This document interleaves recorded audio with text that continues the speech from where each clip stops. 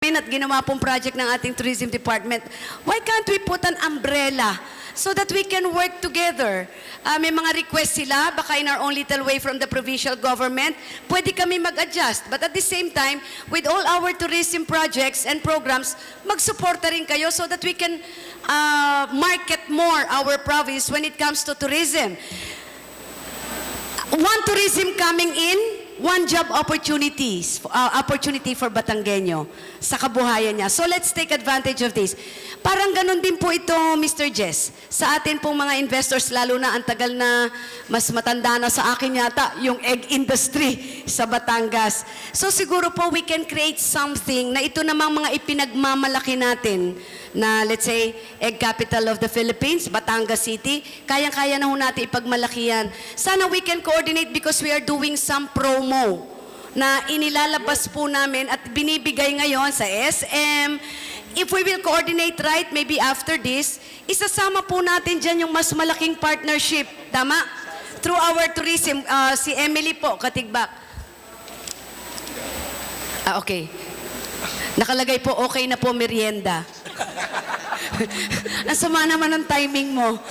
Nagpapaliwanag ako ng partnership ng ating mga egg industry. Sir, Sir Jess, tayo naman may dalas mag-meeting. Tama po. So sir, we are very, very willing na sana let's continue our coordination kasi gusto po namin ipasok yan sa some interventions and innovations ng aming tourism projects and programs para pag-market natin ng Batangas, kasama na po sa promo yan. And then maybe sa Foundation Day, mamigay tayo ng mga itlog. That's a visual promo, tama? Nakikita nila, galing po yan sa Batangas, sa ganito, and they will see the egg. So that's part of the promotion of marketing, what we have here, lalo na yung pinagmamalaki nating produkto ng itlog. So sir, after this, sana we can continue to coordinate regarding maisama sa pagpromo ng ating turismo, plus sa ating mga activities, pakita po natin kung gaano kaganda ang ating pong mga itlog sa lalawigan ng Batangas. Okay, Sir Jess? Vice Governor Mark Leviste. Thank you very much, Governor. In line with the response of Governor Vilma in promoting our egg basket on occasions such as Foundation Days or festivals, one way is quite simple. The local government unit of San Jose has been promoting the town during Sinuam Festival. If we can all work together in making this a bigger, happier, more colorful festival, it will definitely benefit not only the tourism sector, but it will also help in the development of the poultry industry. So ito po ay isang paraan para po ma-synergize natin ang poultry industry and tourism sector. Sir, if I may add, I'm sorry, go ahead. If I may add lang, sir, alam nyo, naiisip ko rin po kasi there are a lot of mga different networks na pumupunta po rito sa atin at nagfi-filming po sila regarding tourism ng Batangas. So they interview me being the governor, pinapasyalan ng Taal. So kung tayo magkakasundo at sinsihingi sila ng mga tourist spots or products that we can be proud of in Batangas, dadalhin po namin sila sa inyo. So that a part of that is nakikita nila, ganyan pala itsura nung poultry at paano mag-itlog ang San Jose sa Batangas. So that's makuha natin ang interest ng tao visually, nakikita po nila, and that's definitely a plus factor para po sa egg industry natin. That's why we need to really coordinate and make use of this advantage na kung may mag-i-interview regarding mga produkto at kayamanan ng Batangas, pupunta na po kami sa inyo para maipakita natin kung gaano kaganda at kalakas ang egg industry sa San Jose, di sa lalawigan ng Batangas.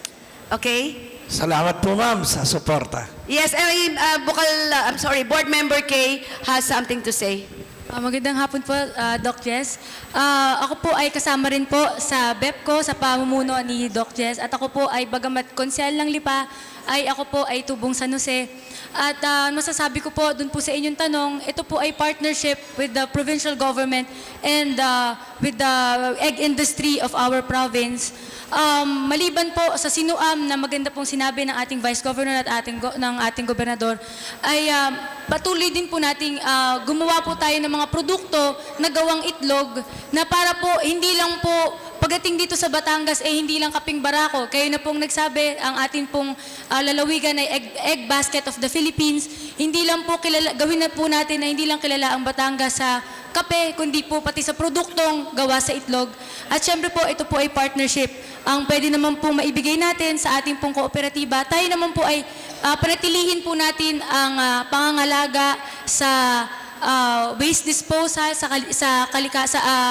sa ating pong waste disposal para po mapangalagaan naman natin ang tourism sites ng ating probinsya. Yun lamang po. Maraming salamat. Sir Jess, last na lang po, naalala ko lang, ang San Jose natin, if you notice, ang bayan po ng San Jose, ang isang bayan na puro tulay. Bawat konting lakad mo doon, tulay. And if I'm not mistaken, nung ito po inilapit sa akin para po magawa yung tulay ng Palangka Bridge, ito ay isang major bridge sa San Jose. Alam niyo po, para mapagaw namin yun ng ma-defend din sa budget yan. Tama? Kasi ang laki ng budget yan. If I'm not mistaken, mga 30 million. It's a major bridge. Ang intention din po nito ay para sa mga ngalakal sa San Jose. At pinakamalaking nakikinabang dito, industry po ng ating mag-iitlog. Dahil yung komportable ng kanilang bridge na nadadaanan, hindi lang ito, marami pang bridges at yung komportable ng kanilang kalye. Sir, malaking less cost po yan. Tama po ba? Nakakabawas po ng cost sa atin po mga nangangalakal. Tama po, if we have good road at lalo na itong bridge na matagal ng pinroblema ng San Jose, yung Palangka. And ngayon po yung nagagamit na. Nakakatulong po ba, Sir Jess? Yes, ma'am. That's good Palakpak to naman, hear. Dr. Jess. That's good to hear. Thank you Okay. po. Thank you so much. Ma'am, mabanggit ko rin po, ma'am, na kami, ang association po ay nagtayo ng, na ito po ay para makatulong doon sa mga farmer to innovate at matulungan sa management. Doon po, tinuturuan na rin po namin ng proper disposal ng manure at paggawa po ng organic. Yun po, ma'am. Yeah, biogas. Sir Jess, nangako kayo sa akin, Organic po yun. Sabi nyo, Sir Jess, kayo magpupulis ng inyong mga kasamahang mga nangangalaga ng itlog at manok na masiguro na mapangalagaan natin ang environment ng Batangas. Tama, Sir Jess? Opo, ma'am. Ginagawa po namin yon doon sa Layer School. Thank you po. Thank you po. Aasa po kami. Thank you, Sir Jess. Alright, maraming salamat po. Usapang turismo, nakita natin kung gaano ka-passionate ang ating mahal na governor at priority niya ang tourism sa kanyang Hearts program. At si Vice Governor, syempre siya ang chairman ng Committee on Tourism and Cultural Affairs. Napakaganda rin po ng kanyang sinabi. At sa Provincial Tourism and Cultural Affairs Office naman po, tama po ang mga sinabi nila, but in addition to that, the very role of the provincial government of Batangas is to promote. So meron po kaming mga initiatives which is nag-filming po kami, yun po ang commitment namin sa kada distrito ng Batangas, and of course San Jose being the egg basket of the Philippines, plus the fact na nagkakaisa ang ating mga Batangas sa egg producers ay napakalaking bagay na po, Engineer Andal. So ang pangako namin na kami ay dadalaw sa San Jose, sa inyo po, para amin pong gawan ng audio-video presentation. We will maximize the use of social media, ibabandera at ibibida po namin ang itlog ng Batangas. Hindi po ba? And ang tourism kasi, ang dami pong subspecialty. Ano po ba yung mga subspecialty na ito? It can be egg tourism, or farm tourism na amin pong ilo-launch soon with the Agriculturist Office sa pamumuno po ni Mr. Dihan at ni Ms. Sara Adolfo. That's all. Marami po salamat. Ay, salamat, Emily. Itong tatlong ito ang pinakamahalagang tourism pieces natin sa Batangas, tourism exhibit. Ang susunod pong magtatanong ay ang Air Education Training Command, and sasamantalahin kong banggitin para hindi malimutan ni Colonel na ngayon ay sineselebrate natin ang ating Independence Day, and maaring anyayahan natin ang ating mga kababayan sa pagdi-display ng maraming flag sa lahat ng ating mga pamamahay at opisina. Colonel Arnel Villarreal. Magandang hapon po, Colonel Villarreal po. Ang totoo po niyan, ako sinugo ng aming commander para makinig at alamin ang programa ng pamahalaang Batangas at ibalita sa kanya kung paano kami magiging katuwang para mapataas ang antas ng Batangas, hindi lang sa kapayapaan kundi sa pangkaunlaran.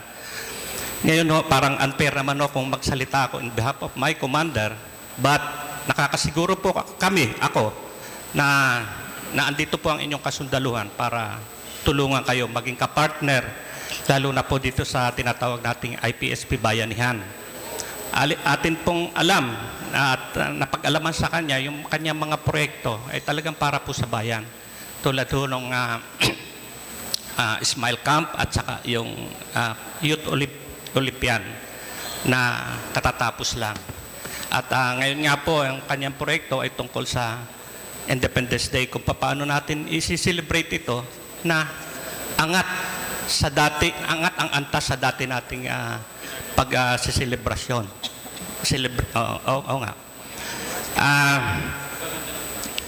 Siguro po ay hindi na ako magtatanong, pero nais ko pong ipaalam sa inyo na kami po sa kasundaluhan ay talagang bukas ang palad para tumulong sa inyo.